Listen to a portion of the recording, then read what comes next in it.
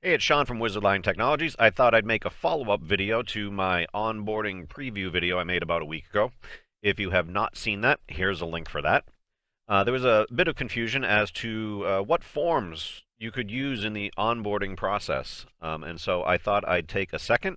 A lot of people seem to think that it was just the W-4, the I-9, and the Partners Foundation form that was in the prior video.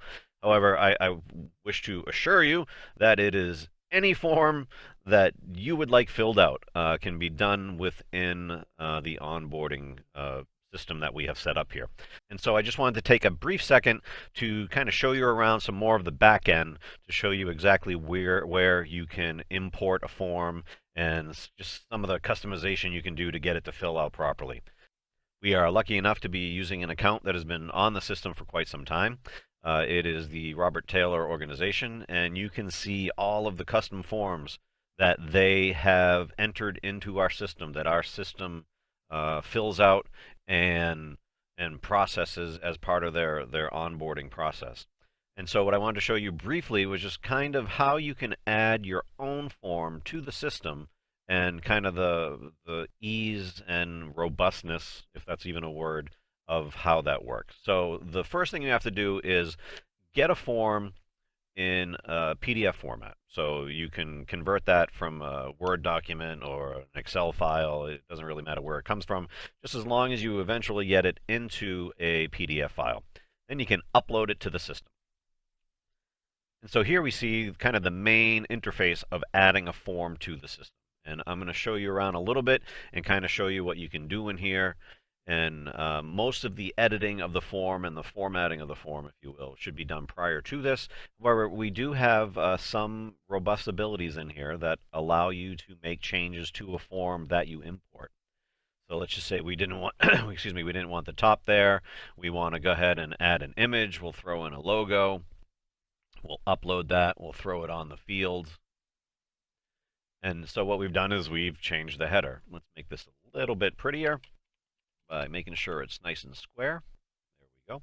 As you can see, this control over here gives you kind of finer control over the stuff that you're placing on the form. But the real part is, all right, well, how do we get this information to fill out appropriately? And most of that is done through a form field. So we're going to go ahead and add a text form field to this form. And this says given name, which is last name here in the States. And so how that works is if we name a particular field a particular name, such as TM last name, we can also make it required if we wish. So that's going to be a required field in red. And we select OK. Now this field is going to populate with the team member's last name when the field is filled out. And so the name that you give a field will determine what goes in it. And we have approximately 150 different names that you can give to a field that the system will automatically fill out. And having the system automatically fill it out is as simple as giving it the proper name. And so let me go ahead and fast forward a bit here and show and fill out the rest of this form, and I'll be right back. Welcome back. And so what I have done while you were away is I've simply added form fields to all of the places on the form. And so each thing has a proper name. So this is where the team member address 1 will go. This is where the team member city will go, and so on. And so I've also put on a few other samples of what type of control. So this is a drop down if you want to limit things to a specific uh, uh, option group. Simple checkboxes. And even though it doesn't make sense for this to be a choose only one, you can also set up so that a particular group of checkboxes can only have one answer. And so everything on this form is good to go and be filled out by the system. So we have one last thing, it's a signature. So let's go ahead and save the form. We're going to place a team member signature on the form.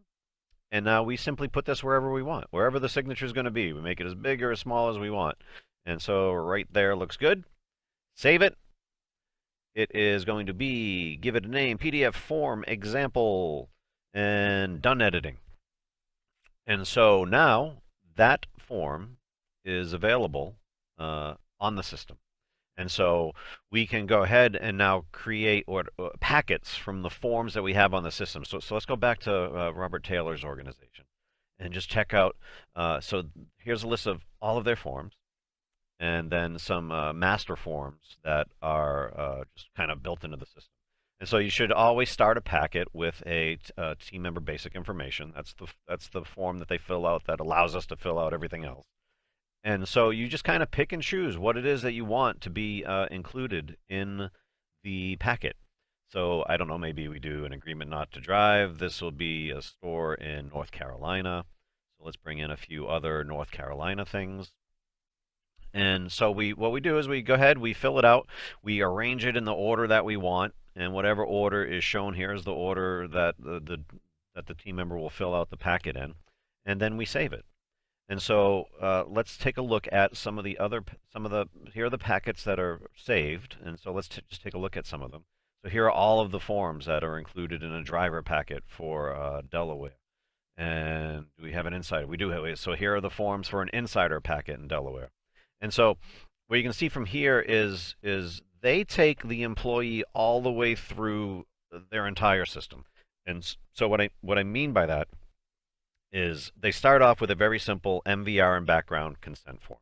So that's just the basic team member information and then background consent. And then once the background has come in and they've chosen to hire, they will then assign either a driver or an insider packet to that team member to be filled out further. And then let's say their employment with you ends, they then also have a termination packet that that can be filled out on the team member. So what we do is we take the team member's employee paperwork packet from the time they fill out the application, and we're going to at some point in the future here add the ability to apply online. So actually, we'll take it even before the application, through all the way through their termination if necessary. And so I mean that's basically it. So let's go ahead and go back here and let's create a very simple packet with the form that we just created. So again, everything should start with a basic team member information packet. Then let's put the form that we just filled out. And let's go ahead and call this demo packet. Okay, so we have made a packet. Let's go take a look at it. So here was just a basic new hire packet. This is the one you saw me fill out in the other video. And so now we've created a demo packet, which is nothing more than a basic team information. And we're going to see how this form fills out in the system here. So let's go ahead and create an employee packet to be filled out. So here we go. So we are here.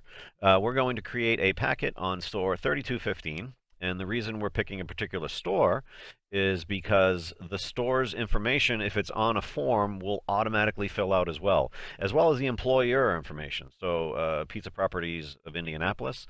So we have information on Pizza Properties of Indianapolis as well. So all of this flows through in the form of witness name and signature. That's handled on the store part.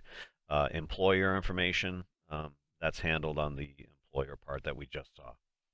So let's go ahead and create a new packet. So again, store 3215, and we're going to create that demo packet and create new packet. So this whole interface is kind of rudimentary. We're going to pretty this up once we get out of testing or shortly after we get out of testing. But let's go ahead and fill out that particular packet. Okay, and so this is the packet. It already knows my basic information because I'm already in the system under that email and password. And let's go ahead and see what happens on, I gotta select my gender. And let's go ahead and see what happens on the second page. So here's the form that we just filled out.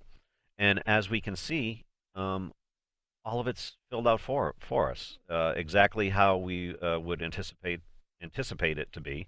We can go ahead and select our country and height. Sure, we'll call it 70 inches. And I do have a driver's license, just as an example. And here's the signature. Sign. Okay, sure. Sign form. Bam. And we are now done. Everything's locked down as before. The signature is placed on the form, and you can see how we can get a form into the system fairly quickly, how to create a packet with it, and hopefully that answers the questions on can I use my custom forms? The answer is absolutely 100% yes. And so thank you for your time once again, and I look forward to releasing this very soon, and hopefully you'll be along for that ride. Thank you.